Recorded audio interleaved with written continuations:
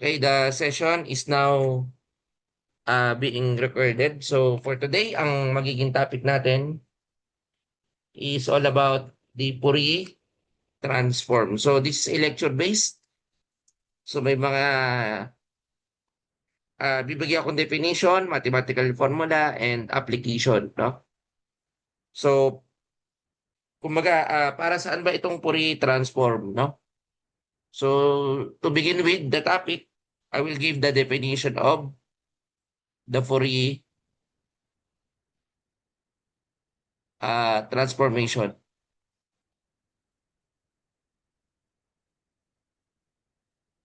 Okay, ano ba itong Fourier transformation? So actually, the definition is a mathematical tool, is a mathematical,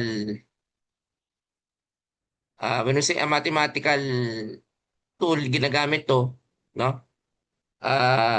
Para ma-define natin or to decompose, no? That decomposes a time-based signal,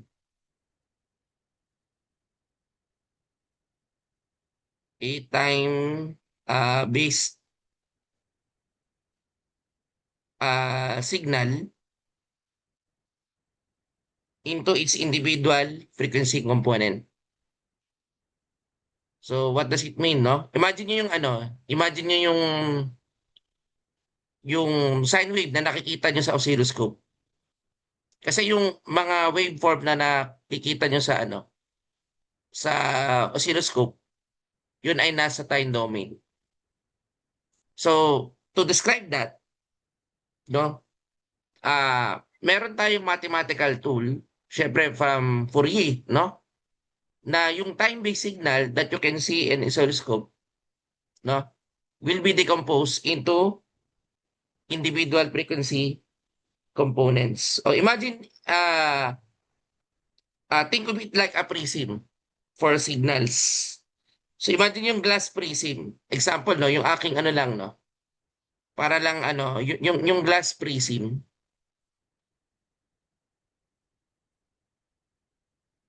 Pag sinabi natin glass prism, no, pero gamitin natin for signals. So usually, just a glass prism splits white light, di ba, yung white light into a rainbow of distinct colors. Yung Fourier transform splits a complex messy wave into a rainbow of pure sine waves. Yun yung ginagawa nung Fourier transform. So parang ang ginagawa nito, ah iaalisin nung ano, kumbaga masisimplify natin yung complex. Kasi yung ano, yung isang sine wave or messy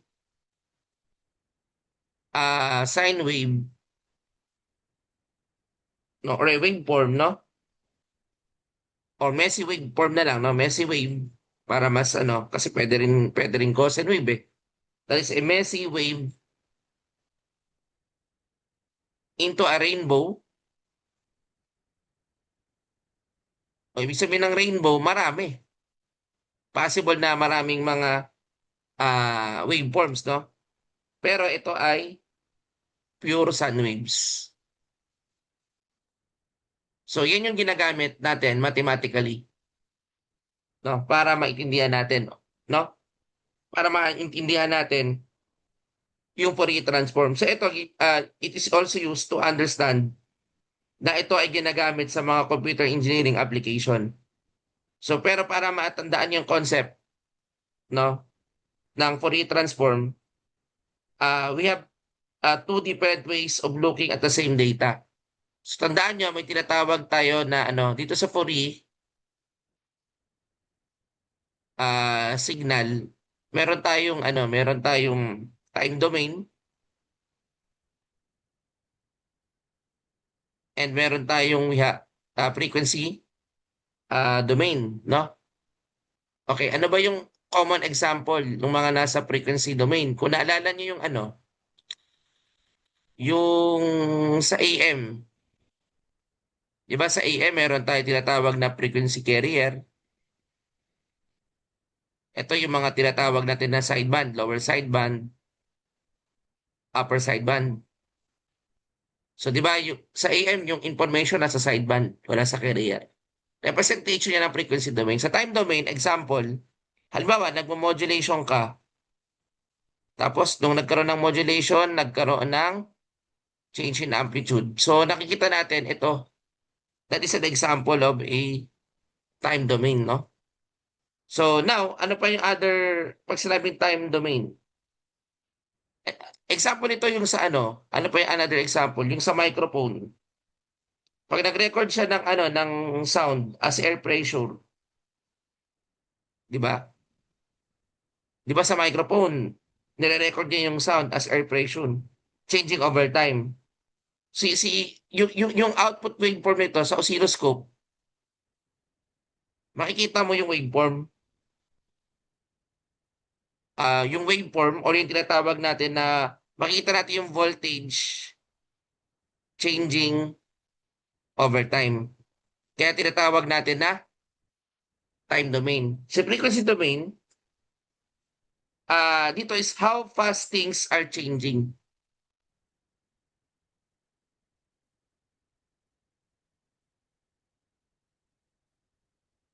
So imagine that, no?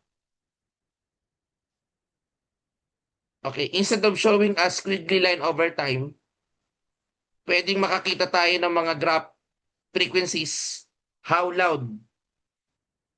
Okay, no? So, halimbawa, no?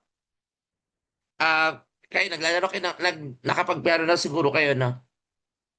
Di ba sa piano, kapag pag pinaras mo yung chord, sa time domain, makikita mo yung high, complex, chaotic wave. Ngayon, kung titingnan mo yung kanyang frequency domain, na created by the Fourier transform, ngayon magiging simple at clean na siya. Kasi na-split na siya into pure sine waves. So, ngayon, ano ba ang mga application nito? So, dito tayo sa applications. Most likely, one of the applications is sa DSP. Kaya nga pinag-aaralan natin siya ngayon. Imagine nyo yung mga yung mga filtering techniques. Pag yung background noise, gusto mong i-isolate, gusto mong i-smooth out yung mga electrical interference sa mga hardware circuit. So ginagamit natin yan, no? Ano pa? Yung mga data and media compression. Okay, ano ba ang ginagamit dito sa sa data compression, media compression? Yung mga 'di ba sa yung mga tawag dito, yung alam naman natin yung yung example nito yung yung JPEG. Yung JPEG sa images, 'di ba? Tapos yung sa audio, yung MP3. Pwede mo yung ma-compress. Ngayon, pwede mong gamitin na tool ang Fourier transform to compress that. Ma-identify mo yung matataas na frequency na yung human eye, kasi alam niyo ba yung mga mata natin, meron lang nakikita yan na wavelength. Commonly, yung mga, maliban na lang kung may superpower tayo, no? Makikita mo yung itsura ng ultraviolet, hindi mo makikita kung may superpower ka. Pero kung wala, yung normal visible range lang. Yung usually yung mga kulay, red, blue yung sa mga rainbow colors. Nakikita natin yan. But high frequencies, merong hindi nakikita o naririnig natin. No? So, now, we can compress that using the Fourier transformation. That is a mathematical tool. So, ano pa, bukod dito sa filtering, data, and media compression, syempre sa wireless communication, sa ECE, ginagamit namin to talaga, no? Itong Fourier transform, like sa mga Wi-Fi, 5G, 4G, orthogonal frequency division multiplexing. Diba? Imagine nyo yung single data stream across thousands of different radio frequency simultaneously, gumagamit ng Fourier transform. Okay? Computer vision, ginagamit natin yan. No? Baka may mga, if ever, na meron kayong capstone regarding computer vision, one of the mathematical tools that can be used to enhance images is Fourier transform, no? Detecting edges. Pwede kasi nating manipulate yung mga spatial frequencies. So, pwede mong gamitin na mathematical tool itong Fourier transform. But again, these are all uh, uh, tawag dito, objective type na kung saan naaaral natin yung application and para saan. Now, we will deal to the mathematical definition. So we can now erase this. So for the mathematical definition of a Fourier transform, okay, so paano natin ma-define mathematically? So meron kasi tayong continuous signal f of t. So tandaan nyo, itong f of t is a continuous, o ano bang sabihin ng continuous analog? No? Yan ay continuous Fourier transform or f of, or mas tinatawag na natin to ngayon na yung f of w, no? So yan yung kumbaga ito yung ating continuous Fourier transform. Kaya mathematically that is equivalent to the integral of the infinity to negative infinity f of t e raised to negative j omega of t dt. Ito yung mathematical formula of a continuous. Pero itong f of t is a signal in the time domain.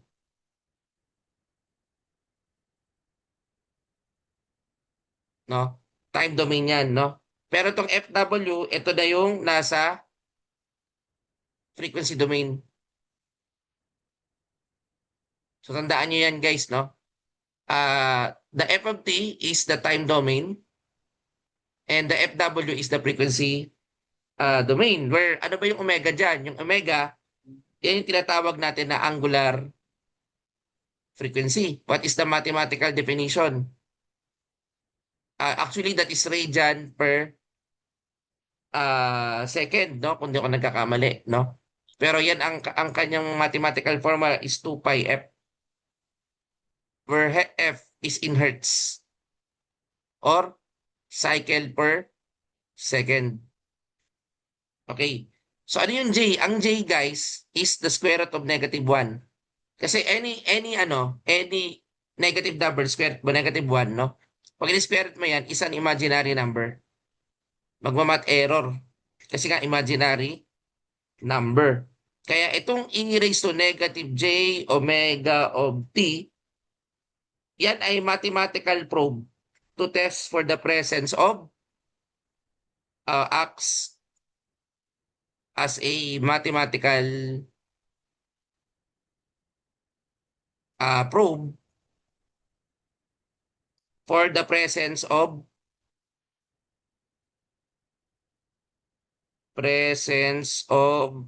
frequency. Which the frequency, yan yung tinatawag natin na omega or angular frequency. Now dito, dahil tayo ay let's say for example, in computer engineering applications, we will start discussing doon sa mga computer engineering, digital tayo. Tandaan nyo sa CPE, ang ating approach is digital. Kasi sa ECE, sa mga electronics engineering, we also discuss with the analog. Pero tayo, dahil tayo ay computer engineering, we will be discussing digital. No? So siguro some other time, I will be discussing yung pang ECE naman, yung tinatawag natin na analog and digital. But for the CPE, we will be discussing the discrete Fourier transform.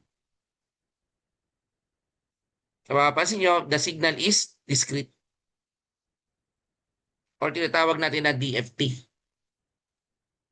Which is, ito, pwede nyo ma-optimize sa mga software via FFT. Okay, so which is optimized in software.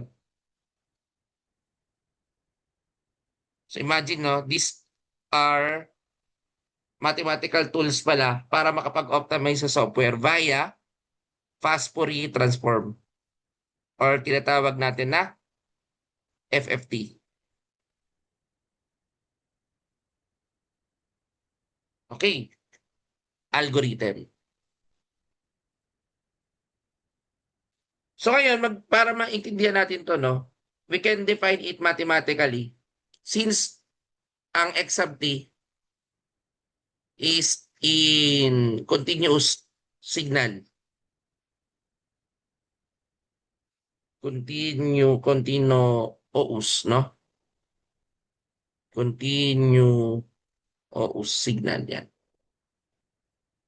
So, alam natin, dahil tayo magtatackle with discrete DFT, ito yung gagamitin natin na formula later, no?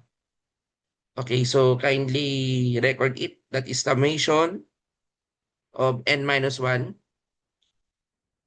Starting n is equal to 0, then x sub n, then e raised to negative j, 2 pi over n, k, kn.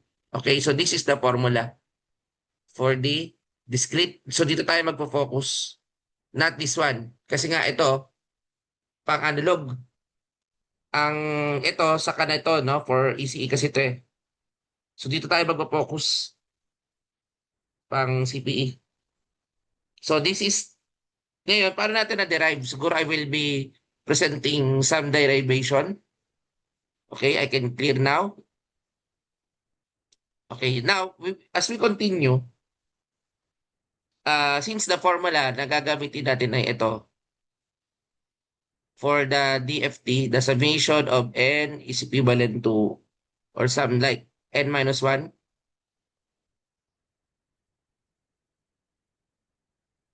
then n is equal to 0, then x, okay, then e raised to negative j, 2 pi n, 2 pi n, kn. Okay, so ito, no, we can still, ano, no, kung titignan natin to, siguro para maintindihan to, we have a sample problem. So dito tayo sa problem solving. So problem number 1. For example, no, imagine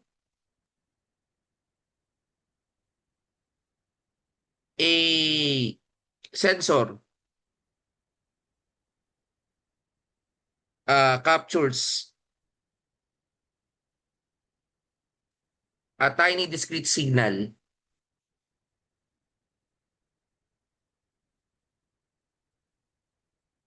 Okay, with only 4 samples.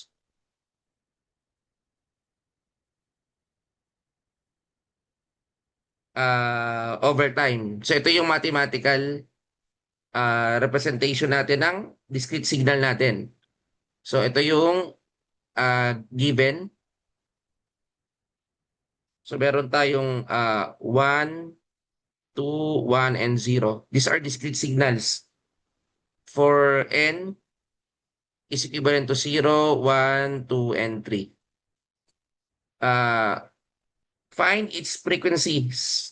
Kasi kailangan natin malaman, ang Fourier signal, ito, kumbaga ito yung ito yung complex and messy. So ang hinahanap dito sa problem is to find the frequencies, yung mga individual frequencies. Yun yung tinatawag natin na mas pure. Kumbaga na-split na natin. So hahanapin natin yung frequencies using the DFT or the discrete Fourier transform. So ngayon, anong formula na gagamitin natin? This is the solution. So we have x, k, then the summation n minus 1, where n is equivalent to 0. Then x sub n, then e raised to negative j 2 pi na malaking n. Mamaya i-explain ko itong mga formulang to, no? Okay, so yan yung pinaka-formula.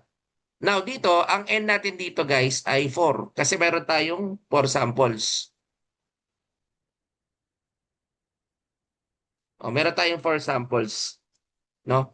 So, ngayon, by addressing the formula, x sub k, so meron kang 4 minus 1 summation, mag-start tayo ng n is equal to 0. Then x, n, e, negative j, 2 pi over 4, kn. So by simplification, ito na yung magiging formula natin. Working formula, summation, where this is 3, n is equivalent to 0. X sub n, e raised to negative j pi over 2, kn. Okay, yan na yung magiging working formula natin. So ngayon, dito gagamit tayo ng Euler's identity. I think na-discuss ito sa kung hindi sa differential equations, advanced engineering math, no? Sa itong Euler's identity, alam naman natin ng e raised to negative j theta is equivalent to cosine of theta minus j sine of theta. Okay, using this term, so gagamitin ko itong formulang ito, negative j, itong theta is pi. Kasi ito guys, in radian to eh, kung nare-recall nyo. So tama, naka-pi over 2. Kaya kung naka-degrees yan, you need to convert. Ano ba yung mga conversion? Example lang mga conversion 30 degrees times pi over 180. So ito na yung magiging radian kapag kinonvert mo. Kapag pabalik naman, halimbawa, 2 pi times 180 over pi. Kaya magiging 360 degrees. So depende yan sa given, no? Okay. Pag naka-polar, naka-degrees. Polar. Pero kapag naka-exponential, it must be in radian. So ngayon, we will be applying yung, ito yung pi over 2, kn na maliit. So ngayon, if we will apply that formula, no? So ano yung magiging values ito? If we are pertaining, if n is equal to 0, no? So doon tayo magsisimula, no? Usually, no, kapag sinabi kalbawa, n is equivalent to 0. So ito, kung 0 ito, so magiging e raised to negative j pi over 2 k and 0. Any number multiplied by 0 is So kapag ito, magiging e raised to 0. So equivalent to 1. So ngayon, meron na tayong magiging sample dyan, no? So ang isang values natin dito na equivalent, if n is equal to 0, ang e raised to negative j theta is equivalent to 1. Okay? So if n is equivalent to 1, so ito ay magiging e raised to negative j pi over 2k. Okay, now to deal with this, no? Ano ba tong pi over 2? Sa kasi sa diagram, meron tayong 0, 90 degrees, 180 degrees. Ito 270 degrees, 360 degrees. Ngayon sa sa Argand diagram at tinatawag diyan, no. Kapag halimbawa, nag-exponent ka ng exponent tayo ng 0. Let's say I raised to 0. Usually, kapag I raised to 0 is equivalent to 1. So 1 to. Ito negative 1. Ito is j, negative j. Ngayon, ang I raised to 1 is I or j. Tapos I raised to 2 is negative 1. Di ba? Then I raised to 3 is negative j. I raised to 4 is 1 ulit. No? Kasi paikot lang yan eh. Then I raised to 5 is simply j ulit. So on and so forth. So we will apply that. Ngayon, ano ba tong pi over 2? Ang pi over 2 kasi, kapag kinonvert mo yan to degrees, babalik ka sa 90 degrees. Ang 90 degrees ay nandito. So ano ba yung 90 degrees? J. Therefore, the answer here, no? Pero ang ano natin is clockwise direction.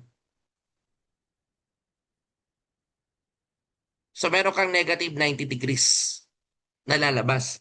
Ano ba yung negative 90? Nandito sa negative j. Kaya if n is equal to 1, ang e raised to negative j pi over 2k multiplied by 1, automatically that would be equivalent to negative j. So ibabox ko itong mga nakuha natin na sagot. Kasi kukunin ko yung 4 na Euler's identity. No, tapos i-calculate natin yan isa-isa doon sa summation. So may ano pa yung iba? O if n is equivalent to 2 naman. So e raised to negative j pi over 2 k saka 2. So actually ito magka-cancel to. So yung pi is equivalent to 180 degrees. Ang 180 degrees is equivalent to negative 1. So kung negative 1 ang katumbas niyan, pwede ko ilagay dito na if n is equal to 2, ang equivalent nito is equivalent to negative 1. So ito yung isang sagot. No? So tas ihilera ko yan. If n is equal to 3, e raised to negative j, okay, pi over 2, k saka 3. So ito may 3 pi over 2 ka. Pero yung 3 pi over 2, kapag convert mo ito to 180 degrees, magka-cancel to. 180 divided by 2 is 90 times 3 is 270 degrees. O ano ba yung 270 degrees? Okay, so ang 270 degrees according to our is 0, 90, 180, 270. No? Pero pa clockwise, 0, 80, 100. So 90 degrees. So ito yung positive j. So ibig sabihin, ang equivalent nito is equivalent to positive j. Therefore, guys, through Euler's identity, yung makukuha nating values gamit itong e raised to negative j pi over 2kn is meron tayong 1, negative j, negative 1, and positive j. So, yan ay makukuha natin, kukunin natin yung mga values na yan. Okay? So, yan yung isang ano. Pero hindi pa tapos yan kasi kukunin pa natin yung summation. Mag-start tayo n is equal to 0, tapos saka natin kukunin yung summation individually. Pero mahalaga na makuha niyo yung kanyang konsepto. Okay, so ngayon, by continuation, no, alam naman natin, no, we will be now calculating the frequency components. Kasi nga, ang goal natin dito, yung messy complex signal should be splitted into frequency components. Okay, start tayo doon sa x sub 0. Okay, ang tawag natin dito guys, sa una, we call this, ito yung tinatawag na average or DC bias frequency or tinatawag na average value. Okay, yan yung tinatawag. So, we will be setting k is equivalent to 0. So, x equivalent to 0. So, paano ba i-reset yan, no? Mathematically, aalamin natin yung x0, e raised to 0, kung naalala nyo. Di ba meron tayong formula kanina? Ah, ano ba yung formula natin? Ito yung formula natin na ginamit, x sub k. So dito pa rin tayo magre-rely. Summation, kasi iisa-isain natin to. X sub n. So nakuha na natin yung mga x sub n. E raised to negative j pi over 2k small letter n. Okay. So ngayon, ang nakuha natin kanina doon sa mga values na, di ba, ang x sub n natin, doon sa problem, we have 1, 2, 1, and 0. Okay, yan yung given, no? 4, n is equivalent to 0, 1, 2, and 3. Tapos yung nakuha naman natin kanina, yung mga values sa Euler's identity, so isusunod ko lang, no? Yung nakuha natin using the Euler identity, yan yung e raised to negative j pi over 2 kn.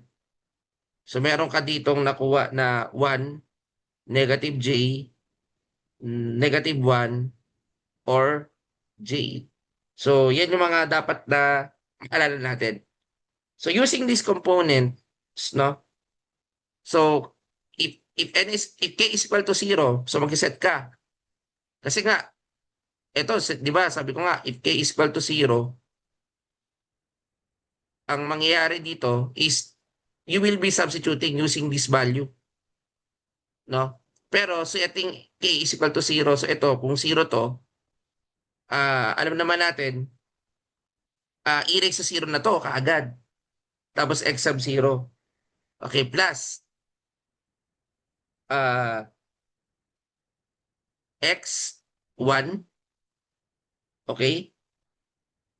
Pag setting k is equal to 1 naman, di ba?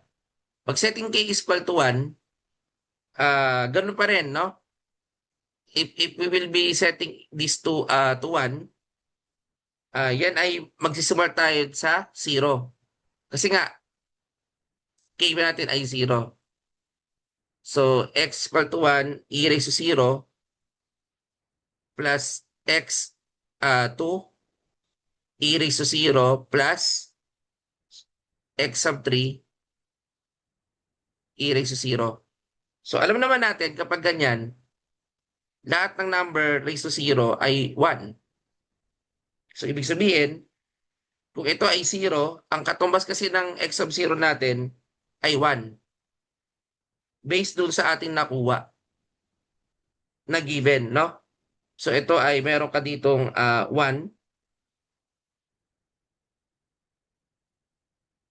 Okay? So, meron ka ditong 1. Then, yung nakuha ulit dito is 1. Okay, plus. Ano yung x sub 1 natin? X sub 1 natin, no, yung makukuha natin na x sub 1, kasi meron tayong 1, 2, 1, 0 eh. O, ito yung values ng ano, ito yung dapat na makuha natin. X sub 0, para dito yon. X sub 1, para dito. X sub 2, para dito. X sub 3, para dito. So, i-apply natin yan. So, ito 2 times 1, kasi 1 naman talaga to. Then, plus 1. Ito ay 0. Ay 1 din, rather. Plus, ito ay 0. So, pag inat mo to, 1 plus 2 plus 1. So, equivalent to 4. So, yun yung sagot natin sa x sub 0. So, ito na isang sagot. Apat yan. So, calculate natin yung x sub 1 naman. Ang tawag naman dito sa x sub 1, we called it fundamental frequency. Yan yung ano, kumbaga ang Fourier transform, dinidivide niya to sub-frequencies, no? From Imesi, no? So, ito naman yung fundamental frequencies. So, imagine nyo yung mga, pag nagko-compress tayo ng signal, meron siyang mathematical tool, no? Na nangyayari pala kapag pinag-aralan pa nating mabuti, no? Okay, so now, setting k is equivalent to 1. O, x sub 1, x0, So meron tayong e raised to 0. Kasi if k is equal to 1, no? Then n is equal to 0, di ba? Yun pa rin naman yun, no? So dito lang magkakaroon ng ibang changes. Sa x sub 1 na tayo. Ngayon, dahil ito ay k is equal to 1, so magiging e raised to negative j pi over 2, where n is equal to 1. Okay? Yan yung n. Ito naman is yung n is equivalent to 0, no? Setting k is equal to 1. Okay, so yun pa rin yung mga values natin, no? Okay, so now as we continue, ang susunod naman dito is plus x sub 2. Ngayon, ang x sub 2 natin, kapag x sub 2, setting k is equal to 1, n is equal to 2. Okay, so kapag ganyan, ang lalabas dito is negative j pi. Okay, plus x sub 3. So dito is n is equivalent to 3, k is equivalent to 1. So kapag ganyan, ang lalabas dito is e raised to negative j 3 pi over 2. Okay, now, we will be using the formula that, or yung given. Ang x sub 0 is 1 times 1 plus 2. Okay, dito na papasok ano yung e negative j pi over 2. So kung napapansin nyo, naalala nyo yung j pi over 2, yan ay negative j. Naalala nyo ba? Yung negative j pi over 2. Kasi nga yung pi over 2, kapag multiply natin yan, 90 degrees. Alam naman natin sa Argand diagram, clockwise, no? 1, negative 1, j and negative j. So using the clockwise, ito yung 90 degrees negative 90. Kasi nga negative to, kaya clockwise, no? Kaya therefore, ito yung negative j. So ito, kaya naging negative j yan. Okay, ano pa? Ano pa ba? Okay, plus 1. Okay, kasi nga, ang x sub 3 is 1.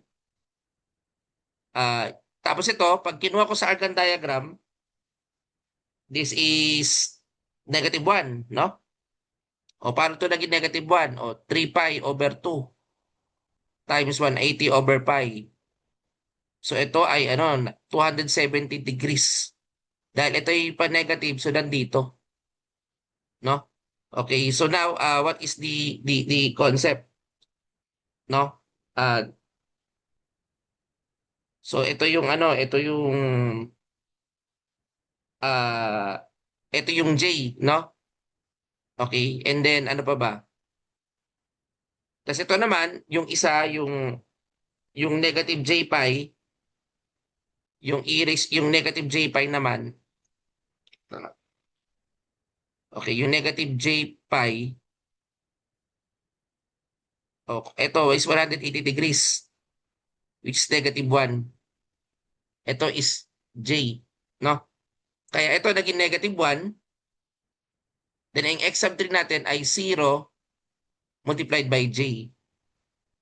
So ito 0, wala na ito.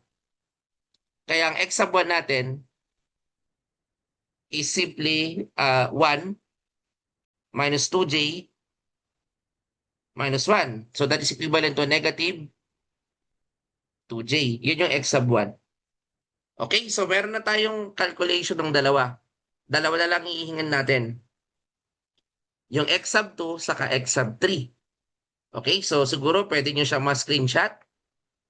Tapos mamaya, kung may mga tanong, pwede nyo akong, pagkatapos ng discussion kung ito, ay pwede nyo akong tanongin, no? So natapusin ko lang ito, then we will proceed to the question and answer. Okay, so now to clear this question or to continue this. Okay, meron tayong x sub 2, no? So dalawa na lang kasi. Dito, setting k is equivalent to 2. O, ganun pa rin naman yung formula para hindi nyo makalimutan. So, yung formula ang gagamitin natin ay ito. Okay, so let me write ulit, no? So, meron kang 3, tapos n is equal to 0, x sub n, e raised to negative j, pi over 2, kn. Okay, so yun yung gagamitin nating formula, no? So now, setting x is equal to 2, alam naman natin yung given, balik ko lang yung given ulit. Ang given natin dito, yung x sub n is 1, 2, 1, and 0. Ito yung nagre-represent sa x sub 0. Ito yung nagre-represent sa x sub 1, representing x sub 2 and x sub 3. Tapos yung e raised to negative j theta, diba? Nare-record nyo kanina, yung e raised to negative j theta, ang representation niyan is ito yung e raised to negative j pi over 2 kn. Na yan ay meron tayong 1, negative j, negative 1. Ito yung nakuha natin kanina, and j. So, yan yung kukunin natin na values kapag magre-represent na tayo. Now, setting to k is equal to 0. Okay, so i-erase ko lang itong part na ito. Yan. Baba ko lang na konti. So, setting this, no?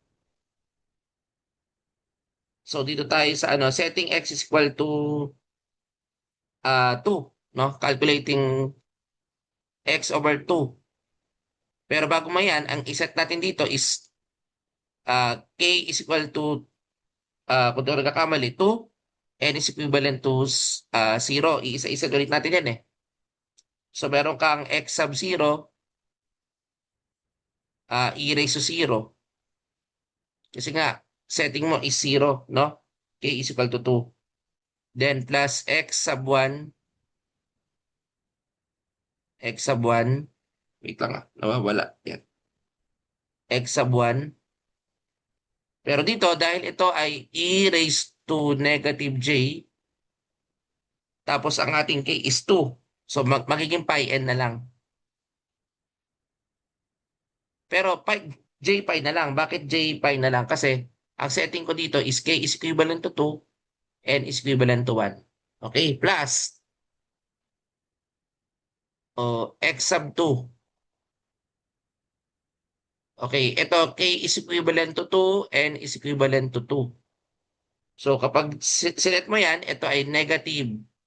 Ito ay e raised to negative j 2 pi, no? Substituting n is equal to 2.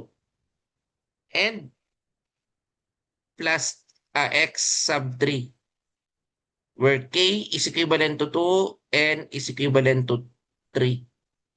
So pag 3 na yan, ito ay e raised to negative j 3 pi.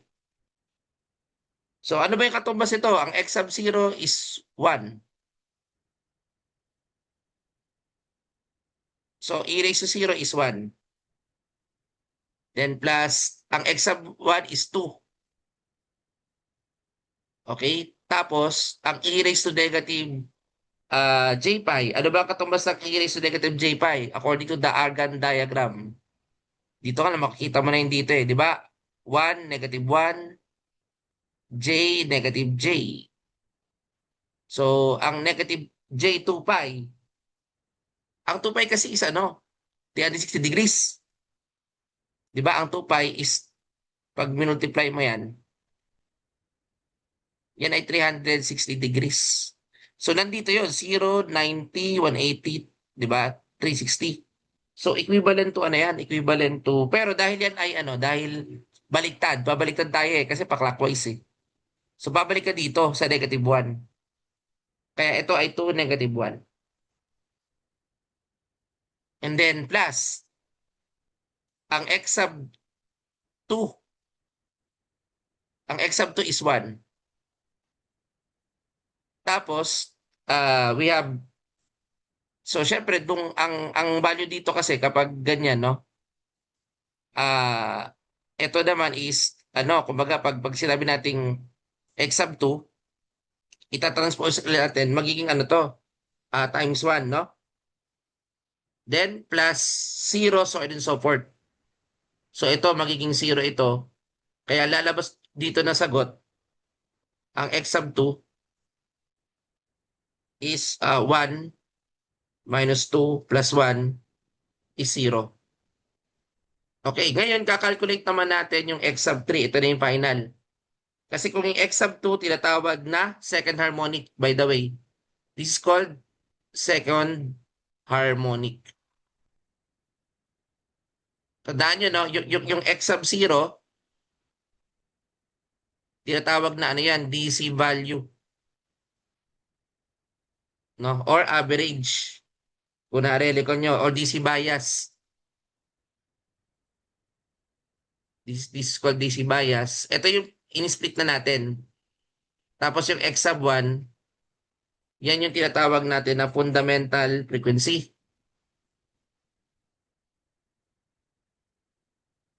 Okay, para ma-recall nyo, no? Yung x sub 2, tinatawag na second harmonic. Yan yung mga signal. Then the x sub 3, yan yung highest fundamental o Nyquist, no? Yung Nyquist theorem, no? Highest fundamental frequency. So ito na yung last. Okay. To compute that, setting k is equivalent to 3. So isa-isain ulit natin, no? So n is equal to 0 to yan, papunta sa 3. So x sub 3,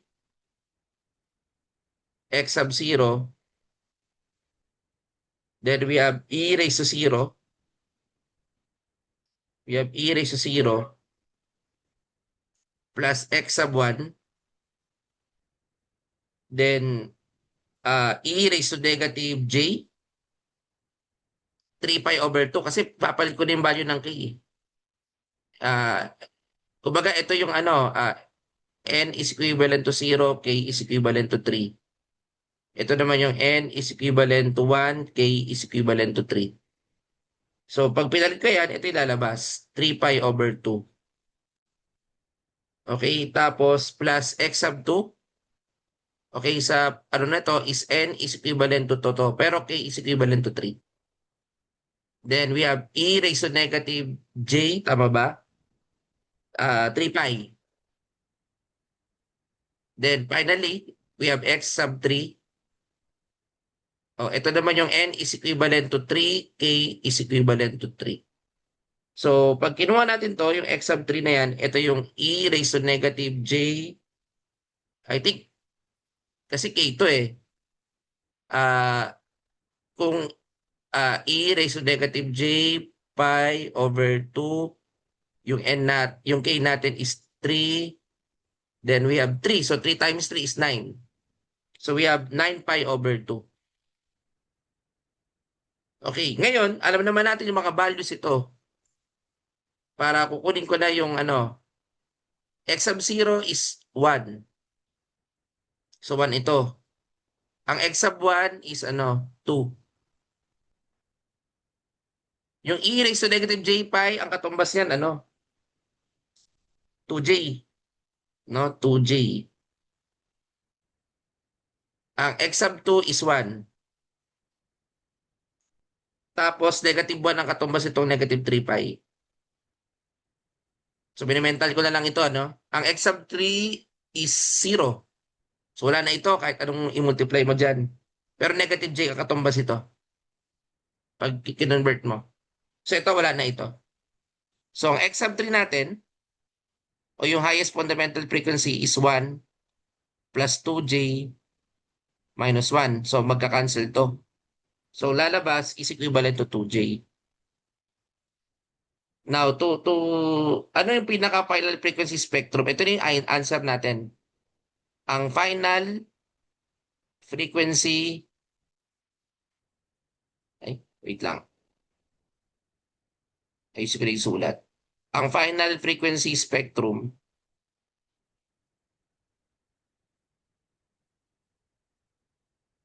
ay ito. So, ito na yung pinaka magiging sagot ninyo. Spectrum array is x sub k. So, lalagyan na natin yung mga values. Is equivalent to 4, yung nakuha ko kanina. Negative 2, 2j. Kung di ako nagkakamali, no? Then, we have dito, nakuha natin is 0. So, ito yung sagot and 2j ulit na positive. So, ito na yung pinaka-answer natin.